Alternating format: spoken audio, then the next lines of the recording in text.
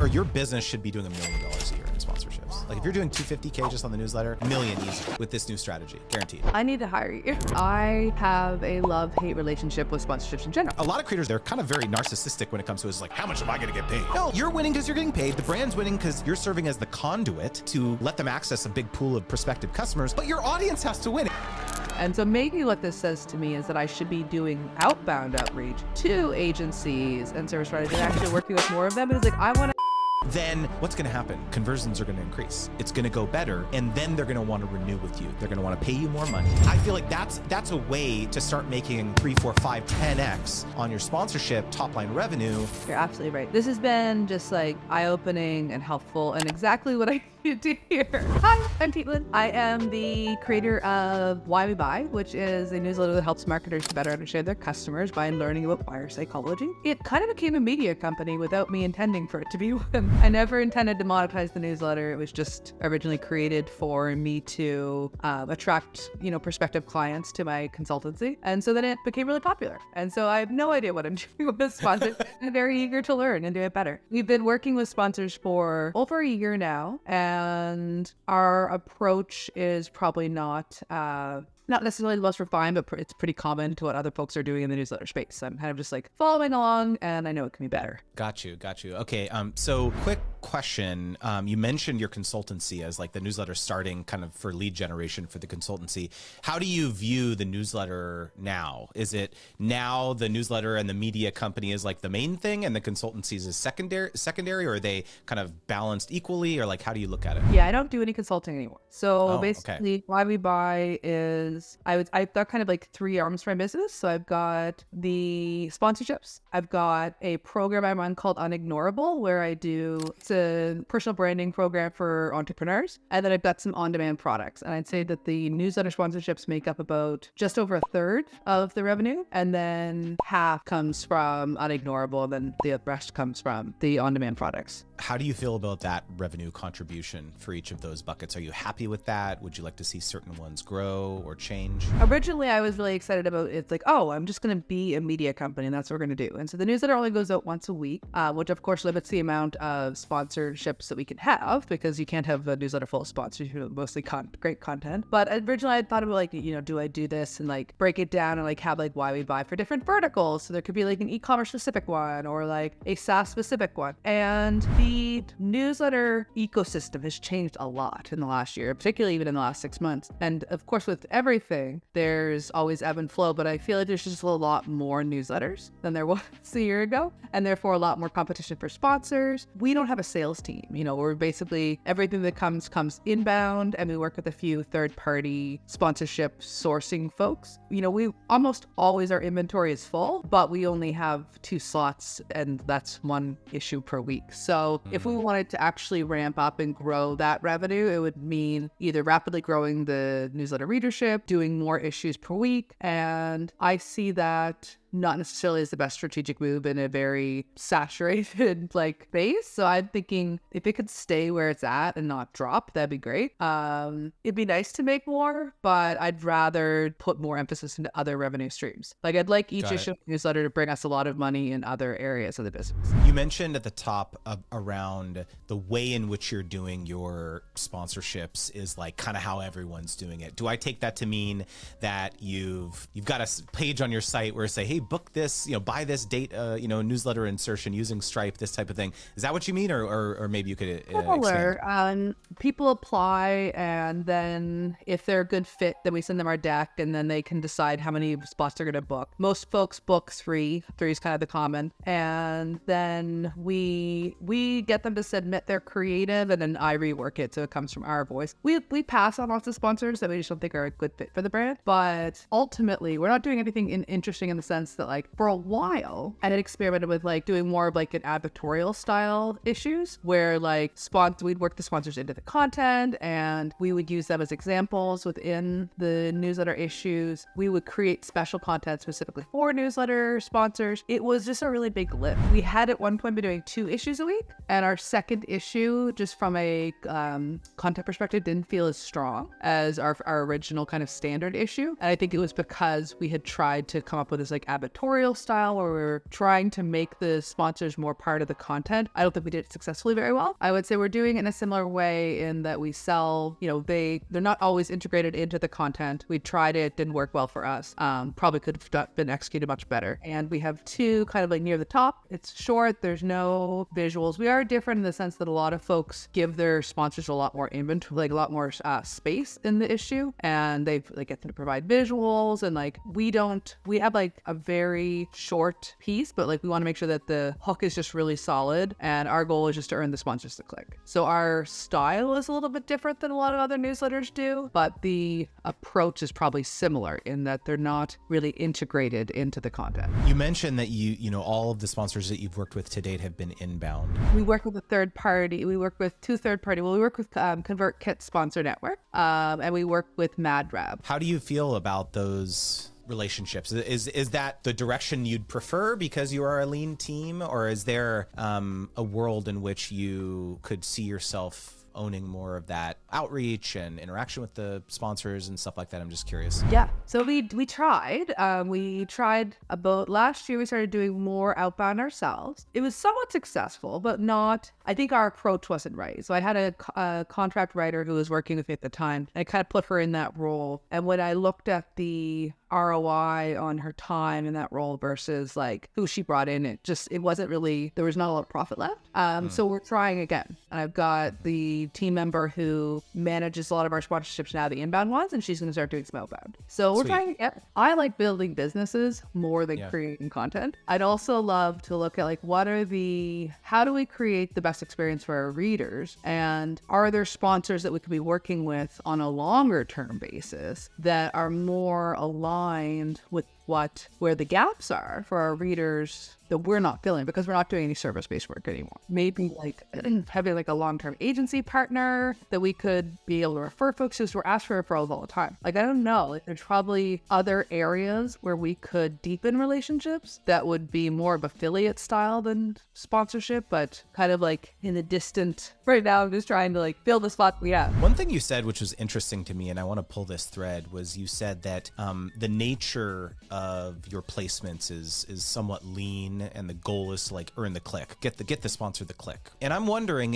is that because the sponsors that you've worked with, they have said that that's their primary success metrics is clicks, conversions, click-throughs to the sales page? I'm just curious, like, have you interacted with sponsors who have not asked for that? Like, it was more of kind of an awareness play. I would say the majority of the sponsors that we work with, they have they are measuring performance based on clicks, but it's more so like, I think about sponsorships as like, interruption marketing in the sense that we can't do all the selling for them. Like, we're never going to be able to do as good a job in this kind of blurb inside of our newsletter, this kind of like little interruption inside of our newsletter that they could do in a sales page, or like whether they're trying to get somebody to opt into their newsletter. And so my goal is basically to create enough curiosity and interest to get the person to go, oh, I want to learn more about that thing. I think our job is to create interest, not necessarily to sell them and convert them, because in the limited narrow space that we have, it's almost like, you watch a commercial on television or you listen to one on a podcast, like you usually don't go from seeing the commercial to hitting a buy button. You go from seeing the commercial to going, oh, that's interesting, to moving to want to learn more. My goal is to get them to want to learn more and to get them to the place where the team, whoever is the sponsor, has put a lot of energy and time into creating the best first impression, because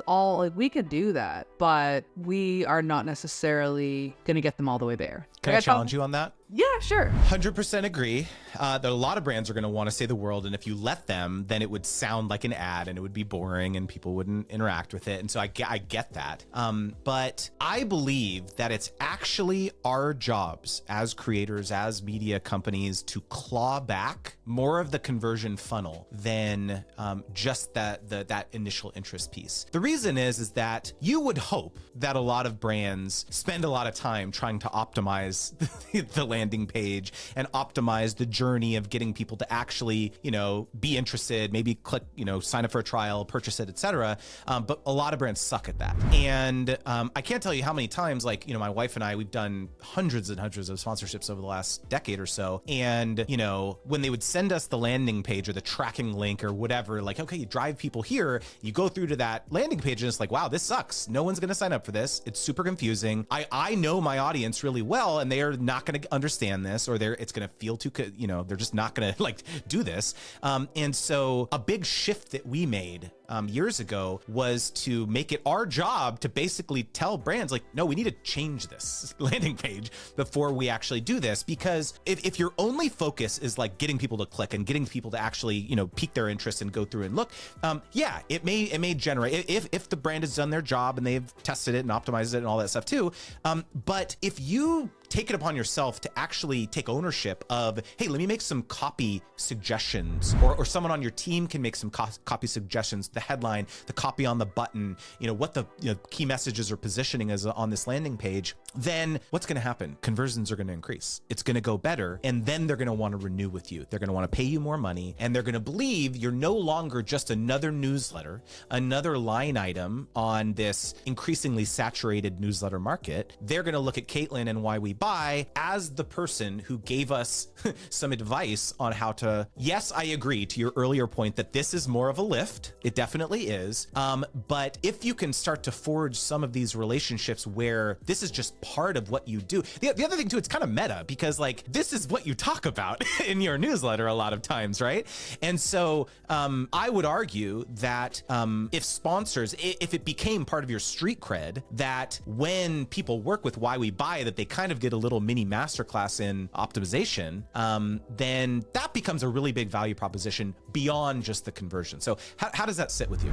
I think it's really interesting. I think that part of my kind of anxiety around that is, in a former life, I had an agency, and so did a lot of service-based work for clients. And so I can see how these things can, like, how it could potentially snowball, where it's like, okay, like, we made a few tweaks to this, but now, now it's going to take the design, like, then you got to get dev involved, get designers on. And like a lot of the times, like, we're booking folks and like their stuff's running in like 3 weeks. So from how some of these companies move, like we're working with companies like HubSpot and like larger software companies, like their cycles are slower, but conceptually, I love it. My fear is that it puts more onus on us, that then if it doesn't convert, it's like, oh, the advice was bad. And that makes me nervous. But I do love it. I just wonder, like, the way that I typically would go on someone's landing page and like give them that advice, like to do like a teardown of a landing page for me, it's probably not like 15 minutes of time. This is why you would change the strategy potentially to be a smaller amount of sponsors who are paying more, but the relationship is much deeper. So rather than it becoming a very transactional thing where, oh, this thing's got to run in 3 weeks, you're forging 6-month, 1-year partnerships with the HubSpots of the world and some of these larger advertisers where it is a much deeper relationship. And so I think I understand, like, involving devs and all this. It's funny that I never even considered that we would step into that role. Like, it wasn't something I ever thought about, even though it makes a lot of sense.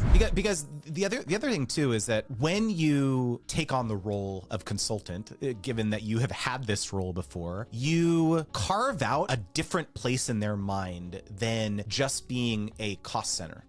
You have now become a profit center to some degree, right? Because this is not just going to help them with the landing, you sending traffic to their landing page. This could help them with their broader marketing strategy, right? And so I'm always a fan of like carving out tactics in your business. And these are process tactics. These are not like negotiating tactics. Like, these are process tactics that can really, streamline and improve the relationship overall. One of the things I talk about is like, I have this sponsorship wheel. It's like an 8-step methodology of kind of the process that I teach of working with sponsors. And everyone is always obsessed with the first 2 steps, which is pitching and negotiating, right? It's like, I just want to get better at like interacting with brands and making more money and negotiating and all this stuff too. But all of the other steps, which is like the contract, the concepts, the, production round, the feedback round, the publication, the analysis, like all of these other rounds, at least in my experience, having done hundreds and hundreds of deals, it's actually those steps that make a brand or an agency decide that they want to work with you again. It's not the first two steps, right? And so if you can illustrate and add different things into your process like this, where it's like, hey, I'm going to help you with this. You don't have to worry about me with deadlines. You don't have to, worry about me with XYZ. That's what's going to make them want to renew with you. And so this is why I like this type of thing, especially for you, given your expertise. My vision for Why We Buy long term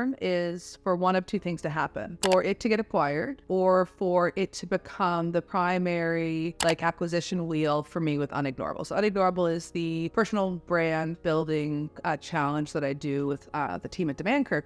And I'm really excited with that work. I think that personal brands are the future of growth for most companies. And I think that there's a massive amount of value that I can create there. And I have been feeling very divided, but with my time, with my messages, and so I would like to get to the point where Why We Buy is kind of a self-running machine. And I've got great folks on the team, not necessarily folks that could look at a landing page and immediately know how to optimize it. I've got a great sponsorship manager, I've got a great writer, but it would require me to do that. But where my head goes next is if an acquisition made sense, that would be now I know who might be an interesting acquirer, right? An agent, because an optimization agency, this would be a beautiful person for that, right? Exactly. If you could pull that off and do it well, then we could potentially be using that to test out test out an acquisition path. I like it a lot, because right now I'm what's defensible about our newsletter? We've got people love it, but from a product perspective, we've got a few products that are part of it, but we don't have a membership, and I don't want to do one. We don't have a subscription for a premium piece of content. So from an acquisition perspective, you'd have to know how you're going to monetize it. It's not through sponsorship. If you don't already have a way to go out and strategically get sponsorships, then you need to be able to monetize it in another way. An agency would be a really interesting acquirer. The other thing I think about in terms of the interplay between your two worlds, the Why We Buy and your Un-ignorable stuff, is cross-selling your sponsors on a course grant. You could say, hey, yeah, right now you've got newsletter inventory. That's your main product, right?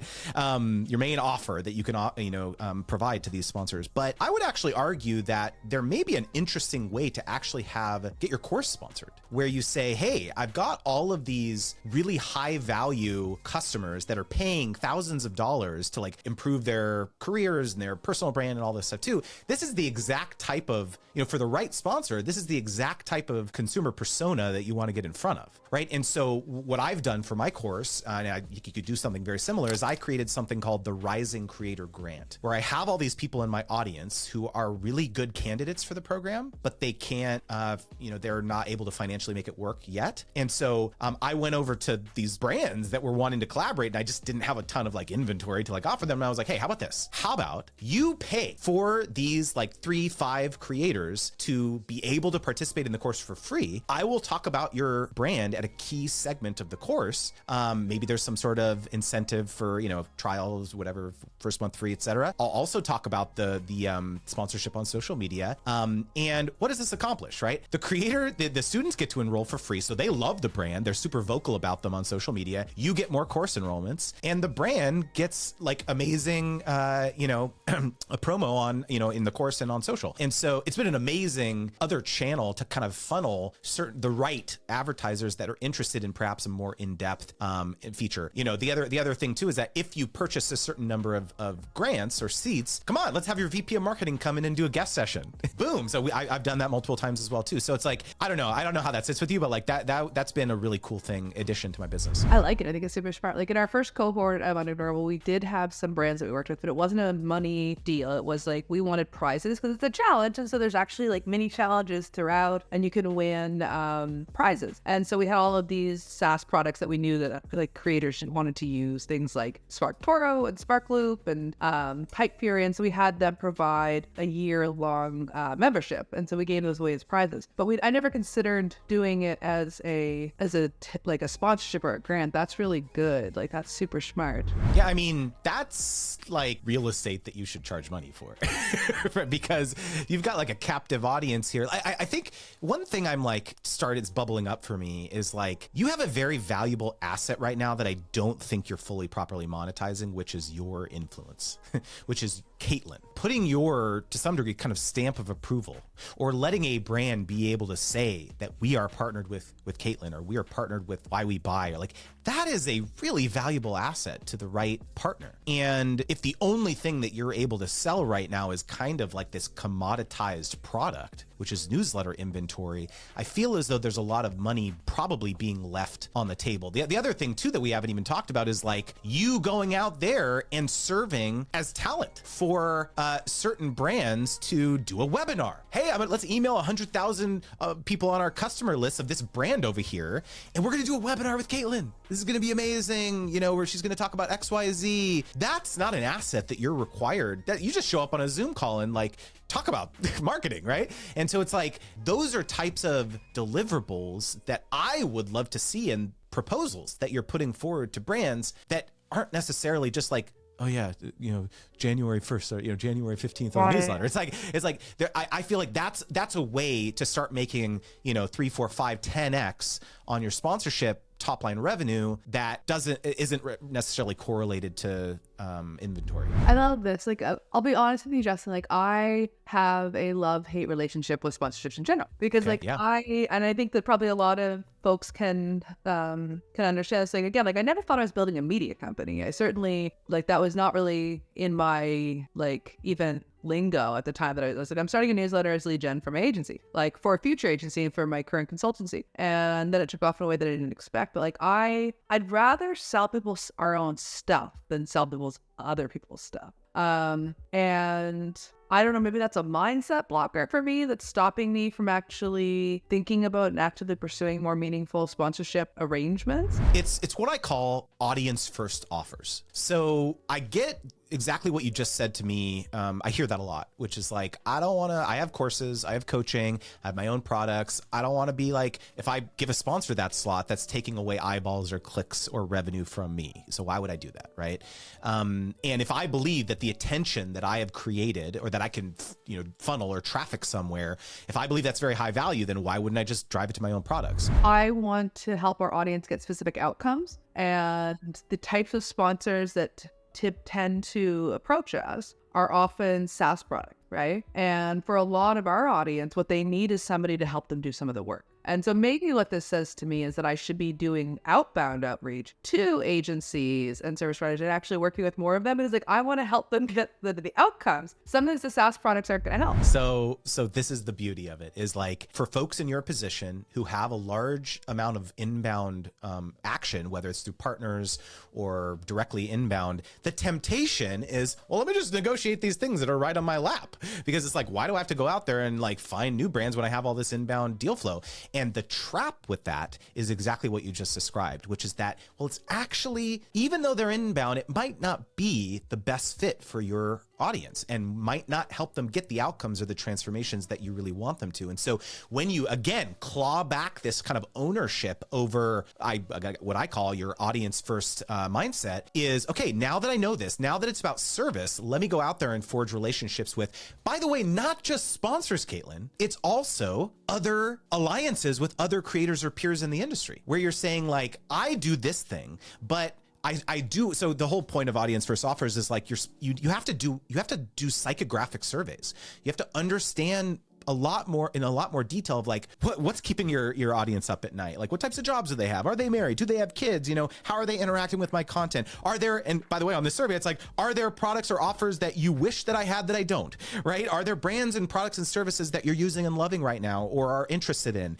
Are there peers in the industry that you'd love to see me collaborate with, and why, right? And so you're asking a lot of these qualitative questions that will then give you data back of like, wow, I actually didn't realize that my audience on Why We Buy, there is like a certain portion of them that are having issues with whatever, bookkeeping or something random like that, where you're like, well, you know, I wouldn't ever, like, QuickBooks isn't in my inbox, or, you know, FreshBooks, but, you know, it seems like this big cohort of my audience is having this issue. Let me go out actually and pitch them now. And so now it's the service-based approach where you feel really good about working with certain sponsors because you know that it's actually going to help your audience. And then going back to this alliances thing, I think this is really important for you, especially because you don't do consultancies anymore. There's a lot of people who want a done for you option with X, right? Like landing page design or, web design or whatever it is, right?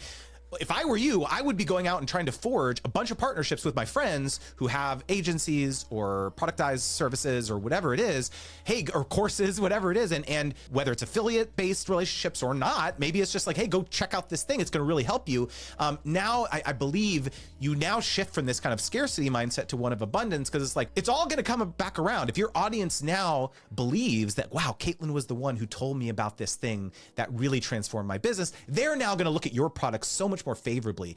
They're going to look at Un-ignorable. I'm going to enroll now because I feel like I'm in a much better position now to take on my personal brand because I got this, I was able to accomplish this other thing that she helped me, that her part, the person she recommended me helped me with. So I just believe like in this scenario, you're going to ultimately make more money actually. I had this mindset, like I thought that maybe I would have to do that. It's like, okay, do we need to build out these productized agencies? Like, because I know what it is that they need. Not that the software isn't valuable. The software is very valuable for a lot of our audience. Like I know my audience pretty well. And they skew from, entrepreneurs of startups and, emerging like online businesses. But a lot of them are in-house working at big companies. And so they do have budgets to invest in software like HubSpot and spend like $200K a year. They don't not need all of the software products. They certainly do. But they also, a lot of them need a done for you option. And then they can get introduced to the software because the agency says, okay, so we're going to help you set up this, and then you're going to use this to monitor or whatever. So I think that I had been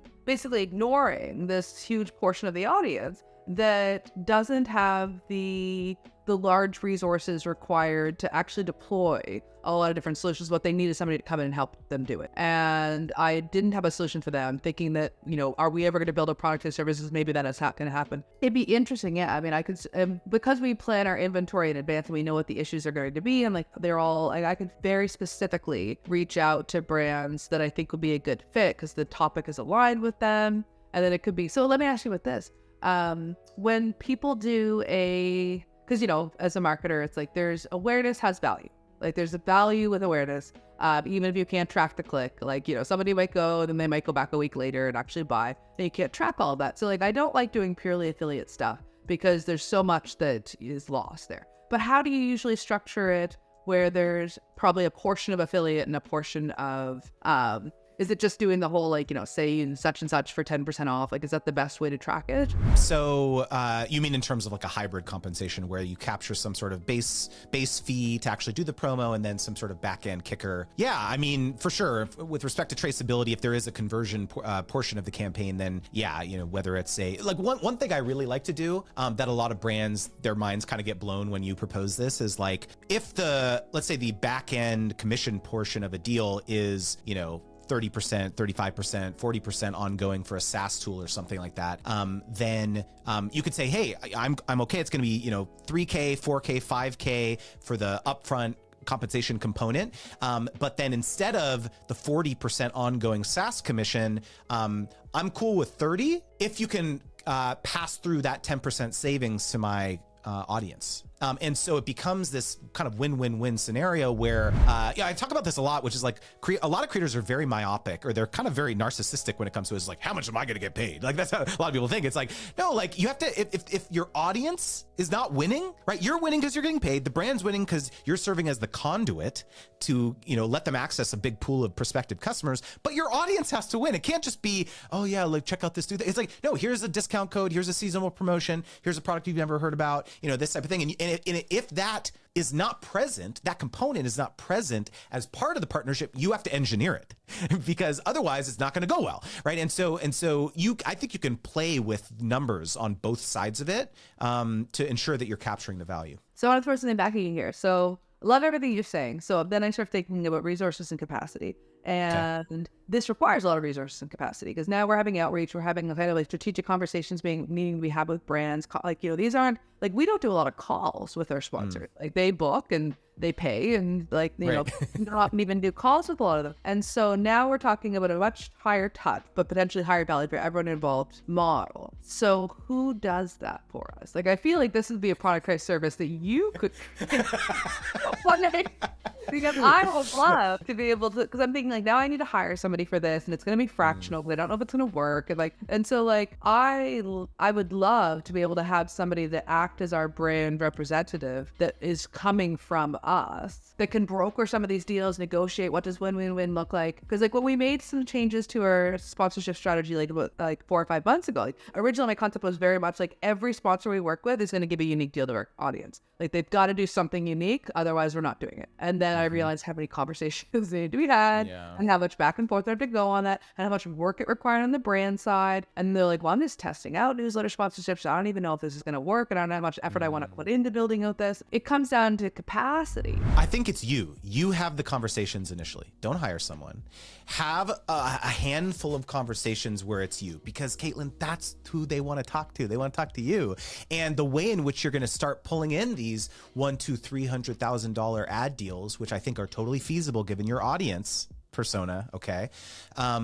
Like, they want to get on a phone call with you. You want to chop it up for a little bit, figure out what the campaign is. Yeah, it's going to be some more work. But again, I don't necessarily think this needs to be a new role. I think maybe this is something that you can nail down 3 or 4 large sponsors who work with you over a long time period, where again, they're not looking at you as a commodity. There's like, it's much more of a holistic thing where you're doing some, not consulting, you're doing some webinars for them, or they're doing, this type of thing, you're sponsoring your course. So it's like holistic. I don't think it's that many conversations, to be frank. And so I'm not sure that you need someone. Okay, so full disclosure, I do have a semi productized version of this in my business, but it's more done with you. So I have a program called Wizards Guild where we're not going to get on a phone call with the brand on your behalf. We believe it's still important that you do that as the figurehead of the business to establish that rapport and all that stuff. But you can take all the data you gather from that meeting, and we'll help you structure the proposal, the pricing, the packages, all of that. So then you ship that off to them as we're kind of like your coach on speed dial for sponsorship strategy. I just like all of the prospecting and then like coming up, like, identifying the strategy and putting it together. Like all of this is something that I could do. But the other thing that when I listened to your call with Jay, which I really liked, is like you reminded him, and now I'm reminding myself based on your former wisdom, was like, well, when you start only having to have a few of these conversations, you have like 5 or 6 sponsors that work with for a year, as opposed to having, 2 new sponsors every week, which would equate to potentially like, we usually do at least 3 to 6. A lot of our sponsors do come back. But we typically they'll book twice, and they'll book like 3 spots twice. And so in a 52-week cycle, and we're having 2 ads, that's like the possibility of like 104. Like we're working with a lot of folks. choke me. That sounds miserable, right? Yeah. Like that's the volume game. Don't do the volume game. You have a brand where you don't need to do the volume game. By the way, I think you should be sourcing your sponsors from your audience if you're not already. I know. I'm also wary about it. Why? Why are you wary about it? I think that it comes down to having to like reprogram myself a little bit, but also then thinking about the intent of the content, because like if my content, like the way that we do our content right now is everything's in the email, right? And again, like I'm thinking with inside the email, and you're talking about stop thinking about it in that box. Think about there's this whole world out there that you're not. But when I think about it in the email, it's like, I want to get the most value for our sponsors, but I also know the reason people open that email isn't to find out about these new cool products. It's to learn something, right? And so it's Hold on a second here. Well, let me challenge you on that. Why? Why isn't it to find out about cool new stuff that'll help them in their businesses and their lives and solve their problems? I guess it could be. We'd have to think about how to reframe, the core promise of the newsletter. I mean, even just like the format, because like right now the sponsors are at the top, right? So like if they're at the top, then theoretically, if everyone's clicking through, then they're not consuming the content, and then they start like not loving. They forget how much they love the content. They come for the content. The sponsors are there. It's like, but I hear you. It's like I don't want to run commercials, and that's why I thought we could move this whole advertorial model, better for us, better for the sponsors, better for the audience, but it just created so much additional legwork. We were doing it with inbound sponsors who were probably used to a particular way of doing sponsorships. I didn't know how or whether I should educate them on this new way. So because up the business, like the newsletter is probably driving just in sponsorship revenue about $250 a year. And that's one issue a week. But I very rarely do stuff on my own personal social. I don't do webinars for my sponsors and things like that, because it takes me like 3 or 4 days to create a new webinar.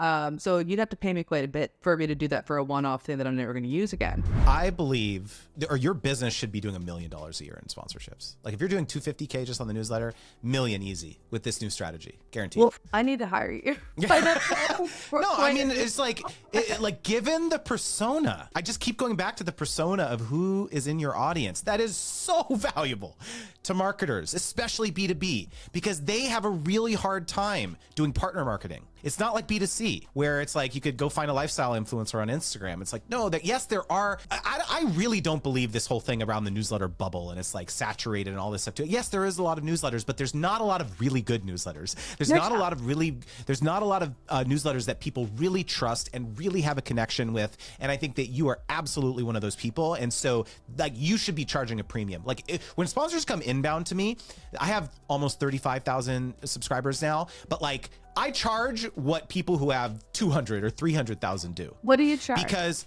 I'm it's all bespoke. It's all bespoke. Right. It's all bespoke based on the brand. It's not like, hey, pick it, every sponsor is charged the same amount. This is one thing that I talk about is that once you figure out their goals, you should be charging different amounts for the activation because they have different goals. If it's conversion, they're going to be negotiating a much harder bargain than someone who's focused on awareness. And so the tactics of what you actually recommend to them is going to totally change based on their goals. And so if you're doing this kind of commoditized approach where it's like, click here, buy it, this is how much it costs for everyone, then you're completely missing out. So there's two buckets I teach, right? You got you need to understand the scope of work, right? The deliverables, the usage rights, the exclusivity, like whatever the scope of what they actually want you to do. And then the other formula, which is just as important, is the brand's objectives. And if you don't understand whether it's awareness, repurposing, or conversions, then and you're not pricing that into the deal, you're leaving so much money on the table. And so I think that this is like a real big opportunity for you here to properly monetize this amazing business that you've built. I go back to this audience first thing. It's like you're no longer shilling.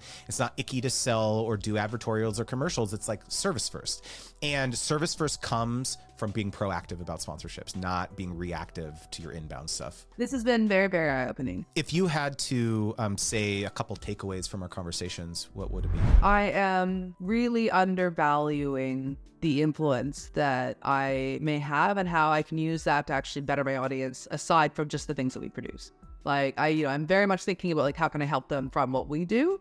But then when it comes to the sponsorships, like we're cautious with who we work with. But I was more thinking of like, do I see this being a fit for my audience? Yes. Do I think that like it's a good company? Yes. That was the only check mark I needed, was like to go move forward. Now recognizing that I could be really leveraging those relationships to create a lot more value for my audience. I feel really good about that. My big takeaway is I need to figure out where the time's going to come from. That's the hard part for me. In addition to like creating content, running Un-ignorable, and then like the actual like management of the business, like figuring out where that time is going to come from, like is the part that I worry about. Like I need to think outside of the newsletter insert.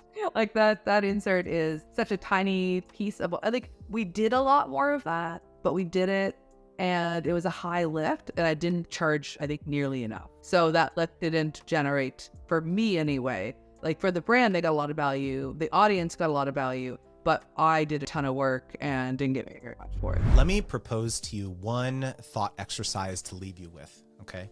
Which is that what if you looked at restructuring your sponsorship strategy for the business, for Why We Buy in particular, as a finite project that you do to set up the asset to be more saleable.